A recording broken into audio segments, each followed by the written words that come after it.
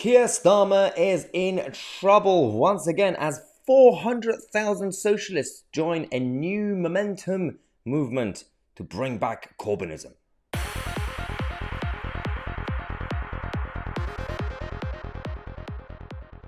It's a sad, sad day for Starmer and his leadership team as hundreds of thousands of socialists are back creating a movement. Enough is enough to bring back Corbynism. It's incredibly sad that we actually have at least 400,000 proactive socialists in this country. Very sad, but it is democracy. It's a free country, whatever. The new momentum rebels are now threatening to stop Starmer from becoming the next prime minister. At this point, they would rather have a Tory prime minister than Keir Starmer.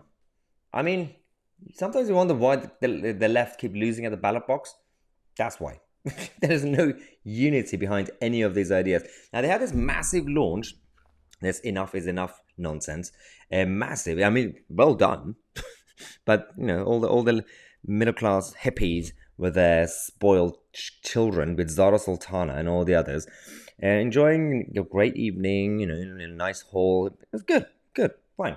And you had Lynch, you know, they're part of RMT, and all the others as well, who are promoting and supporting this new movement. Now, I hate to use the word new because it's only new because you keep rebranding it. It's the same thing since Karl Marx started the ideology. You keep changing the umbrella and the branding, and we have to keep saying new. It's not new. It's just socialism. It is what it is. Now, Zara Sultana is one of the proactive members of it, and she's as one of the MPs who was not happy about Jeremy Corbyn leaving and being kicked out. She went on TV and talked about the issue around unifying the socialist left. This campaign was launched a week ago. In that time, 400,000 people have signed up to our demands. The rally in Clapham yesterday had over 2,000 people, and sadly, some people turned away because the venue simply didn't have capacity. What that shows is there is huge demand and huge appetite for a campaign like this that touches on the biggest issue in the country. And what we are doing and what we are organising in every community across the country, through community groups, through showing solidarity. All right, she's talking too much. Imagine doing an event to unify the country and bring in the socialist left and everybody, and holding it in Clapham. I mean, nothing wrong with Clapham, but it's not really sending the right message, is it? You know, it's not Leeds or Hull. It's classic middle class young professional London. It is what it is.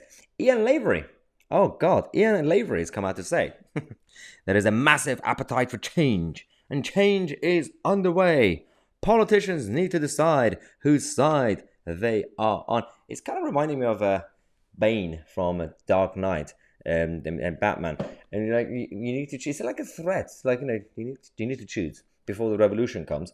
I mean, every few years, every couple of years, we get this narrative from these idiots. You remember a few years ago, Owen Jones made this top video on YouTube for Guardian saying, socialism is coming, right? Technically, they did win the argument because the Tory government is now introducing socialist policies. But the socialism that they're talking about is not socialist policies. They are talking about socialism, socialist models. And they keep saying it's here and it's coming. We're still waiting. Where is this socialism that you keep promising us? You're not going to do it by dividing your own side.